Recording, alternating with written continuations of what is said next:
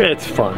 It's really a great event, and we call it the Prince of Wales, whatever it's really called. It's got so much stature. I love the fact that on the trophy, it was actually retired by a guy named Kingman Brewster, who went on to be president of Yale right before I got there. And it goes back to 1930, so it's a really prestigious trophy to be on, and to be on it 29 years after we won it the first time. There's nobody in U.S. Sailing that's on a U.S. Sailing Championship with 29 years apart, so that's kind of cool. The first one we went to, I crewed for my friend Peter Eisler. That was in like 1978 or so in Hingham in 210s, and we got dead last. And I was hooked forever. And I did, so we did 79, I probably did 3 of them in the turn of that decade into the 80s, winning in 82. Then I took 20 years off the sport. I didn't sail from 1984 to 2006 at all. And then I came back in 2006, and the first event I did was the Prince of Wales down in Texas that we won. So probably did 3 or 4 when I was young, and now I've done every one since 2006. This is the 6th one. Yeah, we had a great semifinals with Chris Nesbitt's team. We knew he'd be tough. He was second in the round robin. He only lost a couple races, beat us fair and square. He's from here, he knows the boats, he knows the area. I felt like maybe my match racing finesse might be a little stronger, but his boat handling, boat speed might be better. So I knew we were in for a big one. First race, we got a little ahead of him and just kept a slight lead and won it. Next race, we had a penalty on us. We tacked too close to him, my only penalty in the whole event. We got ahead of him. I tried to spin the penalty on the beat. I thought we'd be ahead of him, and we ended up behind him, and he did a great job defending. So it was 1-1. Then in the next race, we got a penalty on the start, but we had a collision with him. And the umpires decided, which we learned afterwards, that it was his fault for being in our way, but our fault for hitting him. So he took 3/4 of a point away from us.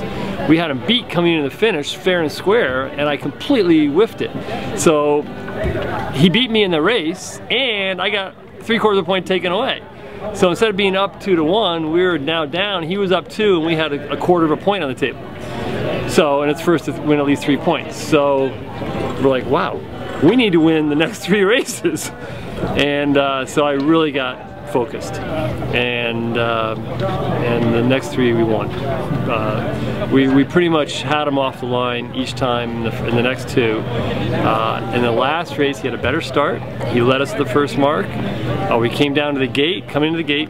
We got a little better position on him and got a penalty on him. That's what happened. So we caught up on the first run, right by the gate. He made a little mistake, got a penalty. We rounded through the gate ahead, and he had a penalty. And so that we won that race to win it 4-2. I love racing against Taylor Canfield because I love aggressive sailors. And that's why I match race. It's just full-on boat-on-boat stuff. And Taylor's really aggressive. He's young, he's talented, he's got this attitude that he's just going to be better than you, and he's just going to do everything he can to beat you. And I love that. And there's a few guys on the circuit like him, so I really enjoy him. I think it really it gets under his skin that I'm an old guy and he has trouble beating me, but he's beaten me plenty of times, and I've beaten him plenty of times, so it's all fun.